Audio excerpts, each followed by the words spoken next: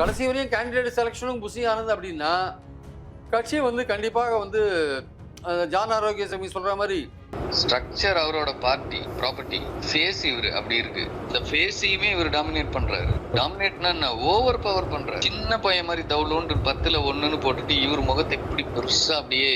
ஹாலிடேஸ்னாலே அது நம்ம GT ஹாலிடேஸ் தான். GT holidays, South India's #1 travel brand. You know you are special when you're with GT holidays.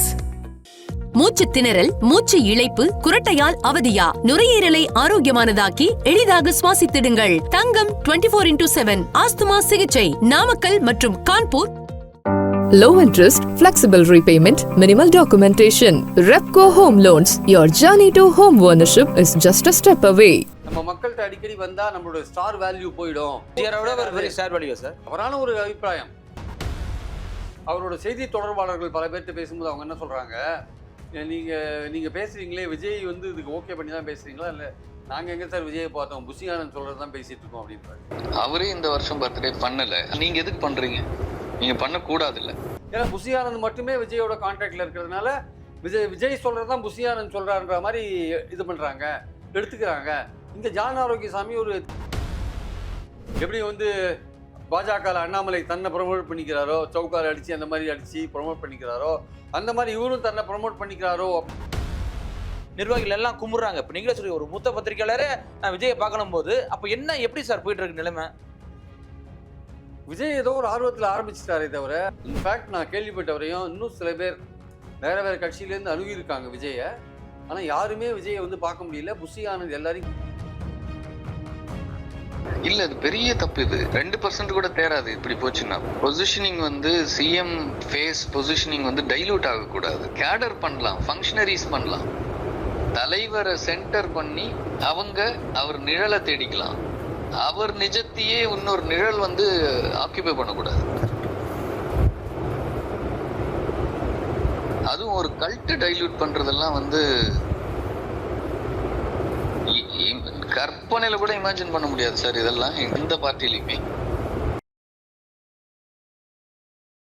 Sir இப்போ தமிழக வெற்றி கழகத்தில் இப்போ ஒரு ஆடியோ பெருசாக போயிட்டு இருக்கு. அதாவது தேர்தல் வியூக வகுப்பாளர் ஜான் ஆரோக்கியசாமி அவருடைய பேச்சு தான் இன்னைக்கு பெருசாக போயிட்டு இருக்கு. புஷி ஆனந்த் வந்து தனித்து எல்லாம் செயல்படுறாரு, நிர்வாகிகளை வந்து புஷி ஆனந்த் தாண்டி விஜயை சந்திக்க விட மாட்டேங்கிறாரு, இது கோமாளித்தனமா நடக்குது அப்படின்னு பல விமர்சனங்கள் வந்திருக்கு. இது எப்படி சார் பாக்குறீங்க? இல்லை, அதாவது வந்து விஜய் வந்து ஒரு கட்சி ஆரம்பித்த போது ஒரு பெரிய கூட்டத்தை காமிச்சாரு. அது அவருக்கான ஃபேன் ஃபாலோவர்ஸ். ஒரு கொள்கை தெளிவோடு இருந்தார். திமுக என்னுடைய அரசியல் எதிரி, கொள்கை ரீதியாக பாஜக எதிரி அப்படின்னார். ஆளுநர் பதவி வேண்டாம் போன்ற விஷயங்கள், நீட் வேண்டாம் போன்ற விஷயங்கள் எல்லாம் தெளிவான ஒரு சில விஷயங்கள்லாம். நம்ம எப்போதுமே ஒரு நடிகர் கட்சி ஆரம்பிச்சா அவங்க கொள்கை என்னன்னு கேட்போம். ஆமாம், கொள்கையை விஜயகாந்துக்கு அப்படி தான் கேட்டுன்னே இருந்தாங்க. அவர் சொல்லிட்டாரு, திமுக ஒழிக்கணும், அதுதான் என்னோட கொள்கைன்ற மாதிரி சொல்லிட்டார் அவர் ஆக்சுவலாக. பட் இவர் வந்து சில விஷயங்கள் தெளிவுபடுத்திட்டார். அதனால் வந்து நம்ம வந்து இவர் வந்து ஒன்றுமே இல்லை சொல்லலைன்னு சொல்ல முடியாது. ஸோ நல்ல ஆரம்பம் தான். ஆனால் மக்கள்கிட்ட வந்து இவர் அணுக மாட்டேங்கிறார். கட்சி ஆரம்பிச்சிட்டாரே தவிர மக்கள்கிட்ட அணுகும். அதுக்கப்புறம் இப்போ அம்பேத்கர் விழாவில், புத்தக வெளியீட்டு விழாவில் கலந்துட்டார். அதுக்கப்புறம் வந்து அங்கேயும் வந்து உங்களுக்கு பார்த்தீங்கன்னா வந்து அது ஒரு ஆர்கனைஸ்டு க்ரௌடு தானே அது. ஆமாம், அது வந்து இந்த விஷயத்தில் மாட்டிக்கிச்சு. திருமாவளவன் சர்ச்சையில் மாட்டிட்டு அது வேற மாதிரி ஒரு வடிவம் எடுத்துருது ஆக்சுவலாக. ஸோ அதுக்கப்புறம் வந்து அறிக்கை தான் விட்டுன்னு இருக்கார். டங்ஸ்டன் விஷயத்தில் அறிக்கை விட்டார், அண்ணா யூனிவர்சிட்டி விஷயத்தில் கவர்னர்கிட்ட போனார். அந்த மாதிரி அறிக்கை தான் விட்டுன்னு இருக்கிறத நம்ம பெரும்பாலும் பார்க்குறோம் நம்ம. ஸோ வெளியில் இன்னும் ஃபீல்டு பாலிடிக்ஸ்க்கு அவர் இன்னும் வரல. ஒருவேளை ப்ராபபிளி வந்து அவர் யாரையுமே சந்திக்கவும் மாட்டேன்றாரு. அவரோட செய்தி தொடர்பாளர்கள் பல பேர்கிட்ட பேசும்போது அவங்க என்ன சொல்கிறாங்க, நீங்கள் பேசுகிறீங்களே விஜய் வந்து இதுக்கு ஓகே பண்ணி தான் பேசுகிறீங்களா, இல்லை நாங்கள் எங்கே சார் விஜயை பார்த்தோம், புஷி ஆனந்த் சொல்கிறது தான் பேசிகிட்டு இருக்கோம் அப்படின்றாங்க. ஐயோ, புஷி ஆனந்த் சொல்லி தான் சார் நாங்கள் பேசுகிறோம். நாங்கள் விஜய்கிட்டேருந்து இல்லை, நீங்கள் தெளிவாக சில விஷயங்கள் பேசும்போது விஜய் அதுக்கெல்லாம் கிளாரிட்டி கொடுத்துருக்காரா, அதெல்லாம் அவரோட மூலமாக அவர்கிட்ட நீங்கள் கிளாரிட்டி வாங்கி தான் பேசுகிறீங்களா, நாங்கள் எங்கே சார் விஜயை பார்த்தோன்ற அளவுக்கு தான் சில பேர் பேசுகிறாங்க. விஜயை பார்க்காம தான் மொத்த பேர் பேசியிருக்காங்களா எப்படி? இல்லை, அப்படி தான் சொல்கிறாங்க எல்லாருமே ஆக்சுவலாக வந்து. அதே மாதிரி பார்த்தீங்கன்னா அந்த கவர்னர்கிட்ட மனு கொடுத்தது கூட இப்போ ஐயநாதன் போன்ற பத்திரிகையாளர்கள் வந்து விஜயை நல்லா ஆதரித்து பேசியிருந்தவங்க. அவங்களே என்ன சொன்னாங்க, தெருவில் இறங்கி போராடி இருக்கணும், கவர்னர்கிட்ட போய் மனு கொடுத்துருக்கூடாதுன்னு சொன்னாங்க. அதான் ஒரு வாரம் கழிச்சு, அந்த சம்பவம் நடந்து ஒரு வாரம் கழிச்சு. ஐயநாதன் உண்மையிலேயே விஜயோட கான்டாக்ட்ல இருந்தாலும் அவர் நேரடியாக கூட சொல்லியிருப்பாரு. ஆமா, வெளியில சொல்ல வேண்டிய அவசியம் இல்லையே. இப்ப அவர் இப்ப புஷி ஆனந்த் தான் பார்த்துட்டு இருக்காரு. எப்படி சார்? புஷி ஆனந்த் தான் பார்த்துட்டு இருக்காரு. புஷி ஆனந்தோ அது புஷ்வானந்த் ஆனந்தோ தெரியாது. புஷி ஆனந்த் தான் இப்போ பார்த்துட்டு இருக்காரு. அவர் ராங் சாய்ஸ்ன்னு நினைக்கிறேன். அது அவர் ரசிகர் மன்றத்துக்கு தலைவராக இருக்கிறதுக்கு சூட் ஆகலாம். ஒரு அரசியல் கட்சி நடத்துறதுக்கு ஒரு புஷி கட்சியோட ஆனந்த் பொதுச் செயலாளருங்கும் போது யோசிக்க வேண்டியா ஒரு இருக்குல்ல சார்? அரசியல் கட்சியா மாறும்பொழுது நீங்க வந்து சில முக்கியமான ஆட்களெல்லாம் எடுக்கணும் நீங்க. விஜய் வந்து அணுகுமுறையில இருக்கணும் சார். விஜய் வந்து அணுகுறபடி இருக்கணும். விஜய் வந்து புஷி ஆனந்த் மட்டும்தான் அணுகுறாரு. ஜான் ஆரோக்கியசாமி என்ன சொல்றாரு இந்த ஆடியோ கேசட்ல? விஜய்கிட்ட நான் சில விஷயங்கள்லாம் சொன்னா, விஜய் வந்து அத புஷி ஆனந்த் சொல்லிடுறாரு. அப்புறம் புஷி ஆனந்த் அவருக்கு பிறந்தநாள் விழா பெருசா கொண்டாடுறாரு. ஆமா. அதுல வந்து நடுநாயகமா அவரு நிக்கிறாரு, தலைவர் பக்கத்துல நிக்கிறாரு. அதாவது ஒரு ஒரு ஒரு ஒரு ஒரு தலைவரோ, இல்ல ஒரு ஜெனரல் செக்ரட்டரியோ, ஒரு சிஎம் கேண்டிடேட்டு அவரை வந்து நீங்க வந்து ப்ரொமோட் பண்ணணும். அவரை ப்ரொமோட் பண்றதுக்கு பதிலா புஷி ஆனந்த் தன்னை ப்ரமோட் பண்ணிக்கிறாரு. தன்னை ப்ரொமோட் பண்ணிக்கிறாரு. இது வந்து காலப்போக்கில் நிற்காது. ரெண்டாவது இங்க இருக்கிற மன்றத்து ஆளுங்க எல்லாமே புஷி ஆனந்த் கூட தான் கான்டாக்ட்ல இருக்காங்க. அவரோட சம்மதம் இல்லாம எதுவுமே மாவட்டத்துக்குள்ள விஜய் ஆட்கள் எதுவும் வேலையே செய்ய மாட்டாங்க. நாளைக்கு ஒரு எம்எல்ஏ போட்டா கூட புஷி ஆனந்த் சொன்னா தான் அவங்க வேலை செய்வாங்க. ஏன்னா புஷி ஆனந்த் மட்டுமே விஜயோட கான்டாக்ட்ல இருக்கிறதுனால விஜய் சொல்றதுதான் புஷி ஆனந்த் சொல்றாருன்ற மாதிரி இது பண்றாங்க, எடுத்துக்கிறாங்க. இங்க ஜான் ஆரோக்கியசாமி ஒரு தேர்தல் யூக வகுப்பாளர். அன்புமணிக்கு அவர் தான் பண்ணாரு ஆக்சுவலா. ஸோ அதனால அவர் என்ன சொல்றாரு ஆக்சுவலா, அவரு ரைட்டு. அப்போ வந்து அவர் போய் பல அட்வைஸ் சொல்றாரு. அவர் என்ன சொல்றாரு, புதிய ஆளுங்கள்லாம் போடுங்க, 100 மாவட்டம் ஆக்கியிருக்கீங்க, 100 மாவட்ட செயலாளர் போடுங்கன்றார். அதுக்கு விஜய் என்ன சொல்றாரு, இல்லைங்க பழைய ரசிகர் மன்றத்தில் இருக்கிறவங்கள தான் போடணும், இருக்கிறவங்கள மாற்ற முடியாது, மாற்றினா அது பெரிய பிரச்சனையாயிடும், புதுசாக வர மாவட்டத்துக்கு வேணால் புதுசாக யாராவது போட்டுக்கோங்க, பழைய ஆளுங்களை மாற்றாதீங்க அப்படின்றாரு. ஸோ கேண்டிடேட்டை தேர்ந்தெடுக்கிற பொறுப்பு ஜான் ஆரோக்கியசாமி கிட்ட கொடுத்துருக்காரு போல் இருக்கு. ஆமா. அவர் 234 தொகுதியிலையும் ஆளுங்களை தேடின்னு சர்வே பண்ணிட்டு இருக்காரு. அவர் சொல்ற இதெல்லாம் எவ்வளவு தூரம் வந்து விஜய் ஒத்துப்பார் தெரியாது. புஷி ஆனந்த் என்ன பண்றாரு, விஜய் ஜான் ஆரோக்கியசாமி கிட்ட பேசுறதெல்லாம் வாங்கிக்கிறாரு. வாங்கிட்டு விஜய்கிட்ட போய் சொல்றாரு. விஜய் உடனே ஜான் ஆரோக்கியசாமி அவர்கிட்ட என்ன சொல்றாரோ அதெல்லாம் விட்டு சொல்றாரு. ஸோ அந்த 2 பேர் மட்டுமே இந்த கட்சியை பற்றின விஷயங்கள்லாம் பரிமாறிக்கிறாங்க. ஜான் ஆரோக்கியசாமி அவர் சொன்னது இவர்கிட்ட சொன்னது அவருக்கு போகுது, அவர்கிட்ட சொன்னது இவருக்கு போகுது, மாறி மாறி போயிட்டு இருக்கு. அதனால எதையுமே அது நான் இவர்கிட்ட சொல்லிட்டு போலாமே. அதான் அதனால வந்து நான் புஷி ஆனந்த்கிட்டே சொல்றதுன்னு முடிவு பண்ணிட்டேன்ற மாதிரி இதுல கான்வர்சேஷன் அவர் சொல்றாரு. இந்த கான்வர்சேஷன் வந்து எந்த அளவுக்கு உண்மை அப்படின்றத நம்ம யோசிக்கணும். ஏன்னா இப்பெல்லாம் ஆடியோ வீடியோலாம் வந்து எதையுமே நம்புறதுக்கு ரெடியா இல்லை. ஆனால் ஜான் ஆரோக்கியசாமி சொல்ற விஷயங்கள் உண்மைதானே சார்? இப்ப விஷயங்கள் உண்மை. இப்ப இந்த பர்த்டே கூட விஜய் அவர்களை கொண்டாடல, ஆனா புஷி ஆனந்த் கொண்டாடி இருக்காரு. இத்தனைக்கும் கிடாவெட்லாம் நடந்திருக்கு, ரத்த தான முகாம் நடந்திருக்கு. இது விஜய்க்காகவா புஷி ஆனந்துக்காகவா சார்? இது புஷி ஆனந்துக்காக தான் நடந்திருக்கு. ஆக்சுவலா வந்து விஜய்க்காக நடந்ததுன்னு சொல்றோம். விஜய் தான் பர்த்டேவே கொண்டாடலையே சார். ஆமா. புஷி ஆனந்த் தானே கொண்டாடுறாரு, அவருக்காக தான் நடந்திருக்கு. ஸோ புஷி ஆனந்த் வந்து எந்த அளவுக்கு வந்து விஜய் இன்ஃப்ளூயன்ஸ் பண்றாரோ, விஜய் வந்து இப்போ வந்து அவரை ப்ரொமோட் பண்ணணும், 30% ஓட்டாவது வாங்கணும் அப்படின்னு ஜான் ஆரோக்கியசாமி சொல்றாரு. அவர் 30 இப்போ இருக்கிறத பார்த்தா 2% ஓட்டு கூட வாங்க முடியாது அப்படின்னு. கமலாவது 4% ஓட்டு வாங்கினாரு. இல்ல ஆக்சுவலா வந்து குறைஞ்சபட்சம் ஒரு 8% ஓட்டு வாங்குறதுக்கான வாய்ப்புகள் இருக்குன்னு தான் என்னுடைய கருத்து. ஜான் ஆரோக்கியசாமி என்ன கணக்கு போடுறாரு நமக்கு தெரியாது. ஆனால் ஆர்கனைசேஷன் பலமா இருக்கணும்ல, கீழே பலமா இருக்கும். கீழே வந்து அடிக்கடி சண்டைலாம் இருந்து என்ன பண்ண முடியும், ஒன்றும் பண்ண முடியாதுல்ல. ஸோ அந்த ஆர்கனைசேஷன் பலமா இருக்கணும்னா கீழே வந்து உங்களுக்கு ஆட்களை ஸ்ட்ராங்கா போடணும், பூத் கமிட்டி ஃபாலோ போடணும். 68,000 பூத் இருக்கு தமிழ்நாட்டில். ஆமா. ஒரு பூத்துக்கு குறைஞ்சபட்சம் 10 பேரை நீங்க போட வேண்டியிருக்கும். கிட்டத்தட்ட 7 லட்சம் 8 லட்சம் பேர் உங்களுக்கு தேவையா இருக்கும் அந்த பூத்தில் ஒர்க் பண்ணுறதுக்கு. அப்போ அந்த அளவுக்கு உங்களுக்கு கட்டுமானங்கள் இருக்கா, செலவு பண்ணணும். பூத் கமிட்டிக்கு எலெக்ஷன் வர வரையும் மாதம் மாதம் நீங்கள் செலவு பண்ணணும். ஏன்னா அவங்க ஒவ்வொரு ஓட்டரை பற்றினும் ஒரு டேட்டா எடுத்து வச்சுருப்பாங்க. அதை நீங்கள் மாதம் மாதம் ரெகுலராக ஃபாலோ பண்ணணும். அவன் வந்து அது சும்மா பண்ண மாட்டான், ஏதாவது கொடுத்தா தான் பண்ணுவாங்க. கண்டிப்பாக வேணும். கட்சி மேலே ஈடுபாடு இருக்கும், ஆனால் இதுவும் தேவை, இல்லாட்டி பண்ண மாட்டான். மாதம் ஒரு தடவை போய் ஓட்டரை விசிட் பண்ணணும், ஓட்டர்கிட்ட போய் ப்ரோக்ராமை சொல்லணும், கட்சியோட ப்ரோக்ராமை சொல்லணும், ஒரு மாதம் எங்களுக்கு ஓட்டு போடுங்கன்னு சொல்லணும், பல விஷயம் அங்கே பண்ணணும். அப்போ அவனுக்கு துட்டு கொடுக்கணும் நிறையா. இதெல்லாம் பல விஷயங்கள் இருக்கிறதுனால புஷி ஆனந்த் வந்து அந்த அளவுக்கு எதிர்பார்க்கிற அளவுக்கு ஒரு விஜய்க்கு உண்மையான ஒரு தளபதியாக இருக்காரா, அந்த அளவுக்கு ஒரு விஜய் ஏமாத்திட்டு இருக்காரா, இல்லை அந்த அளவுக்கு ஒரு கெப்பாசிட்டி உள்ள மனுஷன் தானா விஜய் ஆனந்த் அப்படின்றது தான் அந்த ஜான் ஆரோக்கியசாமியோட உரையாடல்லேருந்து நமக்கு தெரிகிற விஷயம். அவர் தன்னை ப்ரொமோட் பண்ணிக்கிறாரு அப்படின்ற ஒரு விஷயம் இருக்குல்ல.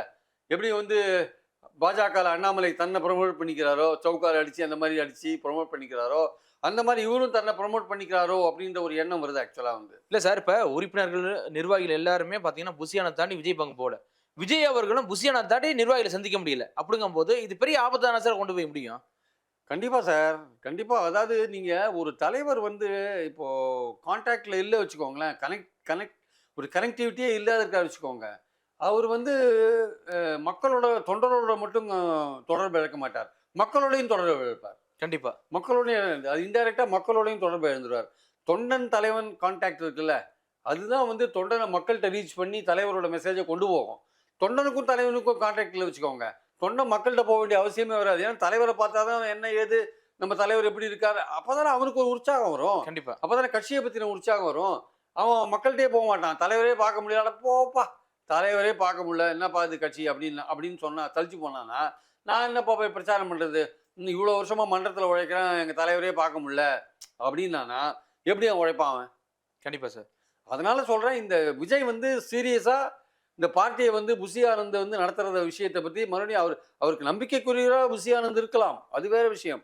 ஆனால் அவர் கட்சி நடத்துறதுக்கு சரியான நபர் தானா என்பதை புஷி ஆனந்த் மறுபடியும் யோசிக்கணும்.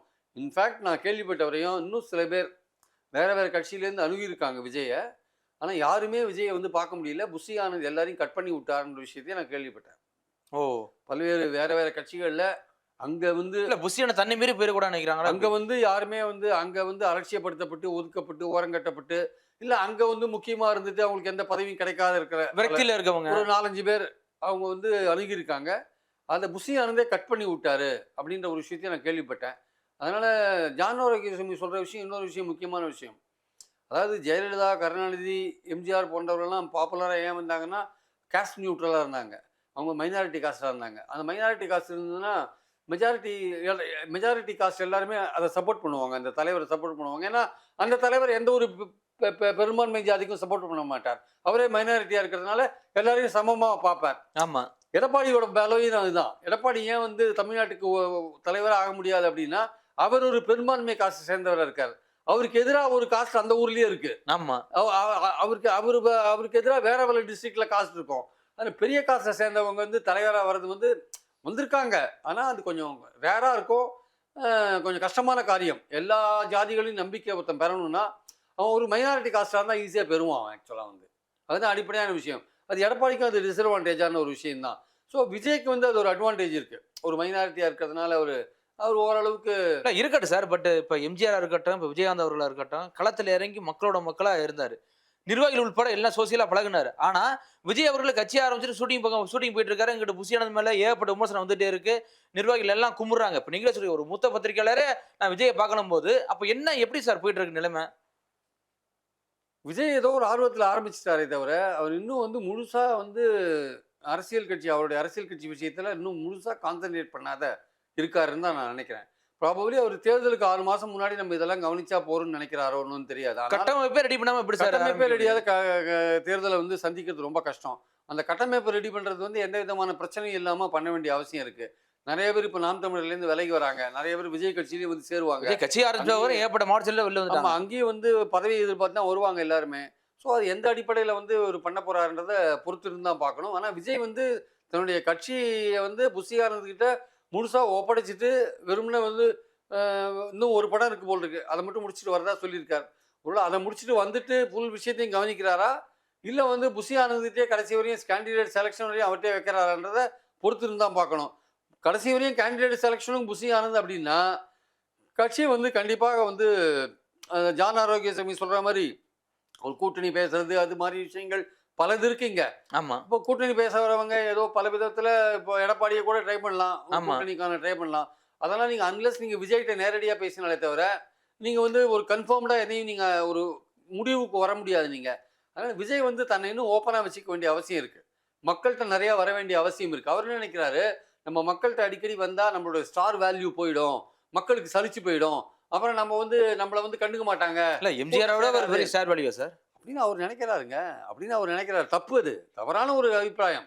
எம்ஜிஆரோட ஸ்டார் வேல்யூ யாரும் இருக்க முடியாது. அவரே மக்களோட அந்த புரிதலே தவறான புரிதலான சார். ஏன்னா மக்களை சந்தி ஸ்டார் வேல்யூ அதிகமாகும். அவரே மக்களோட மக்களா போனவர் தானே. ஆமா. அதனால இவர் வந்து அப்படி நினைக்க கூடாது. மக்கள்கிட்ட அடிக்கடி வரணும், மக்களை சந்திக்கணும். அதே மாதிரி கட்சியில வந்து தொண்டர்களை சந்திச்சாதான் என்ன நடக்குதுன்னு தெரியும். தொண்டர்கள் அடிக்கடி பேசணும், மாவட்டத்தில் இருக்கிற நிர்வாகிகள்கிட்ட பேசணும். இதெல்லாம் பேசினாலும் தெரியும். வெறும் அறிக்கை விடுறதோட நிறுத்தக்கூடாது. போராட்டத்துக்கு களத்தில் இறக்கணும், குதிக்கணும், ரோட்டில் வரணும். இதெல்லாம் பண்ணினாதான் வந்து கட்சி வந்து உயிர்ப்போடு இருக்கும். அது உயிர்ப்போடு இருக்கும், உயிரோடு இருக்கும். அப்போ தான் வந்து தொண்டர்களும் ஒர்க் பண்ணுவாங்க. இதெல்லாம் விஜய்க்கு வந்து புஷி ஆனந்த் சொல்வாரா இல்லையான்னு தெரியாது. அதனால் புஷி ஆனந்தை வச்சுட்டு விஜய் வந்து கட்சியை நடத்தணும்னு முடிவு பண்ணிட்டாருன்னா அவர் ரிஸ்க் எடுக்கிறாருன்னு தான் நம்ம நினைக்கணும். இல்லை அந்த ஆடியோவில் நைட்டு தான் பேசுவார் புஷி ஆனந்த் விஜய் அவர்களும் அப்படிங்கிற ஒரு இதை வச்சிருக்காரு சார். என்ன காரணம்? இல்லை அது வந்து ஒரு தனிப்பட்ட வாழ்க்கையில் பல விஷயங்கள் இருக்கும் சார். நம்ம அதை பற்றி பேச வேண்டாம். அவர் ஜான் ஆரோக்கியசாமி சொல்கிறது எல்லாருக்குமே புரிஞ்ச விஷயம்தான். ஒரு ராத்திரி ஆனால் அவங்க 2 பேரும் பேசுவாங்க. அந்த நான் பேசினதெல்லாம் சொல்லிடுறாரு அப்படின்றாரு. இது வந்து நம்ம இதுக்கு விளக்கம் சொல்ல வேண்டிய அவசியமே இல்லை. நம்ம பேசிட்டு இருக்கிறத கேட்கறவங்களுக்கு இதை நம்ம என்ன சொல்கிறோன்னு புரிஞ்சிடும் எல்லாமே. கண்டிப்பா. இன்னும் ஒரு போராட்டங்கள் அறிவிக்கல, இன்னும் போராட்டங்களும் இறங்கல, இன்னும் தேர்தலை சந்திக்கவே இல்லை. அதற்கு முன்னாடி இப்படி ஒரு விமர்சனம் வந்துட்டே இருக்கு. இந்த ஆடியோ மிகப்பெரிய ஒரு விமர்சனத்தை உருவாக்கி இருக்கு.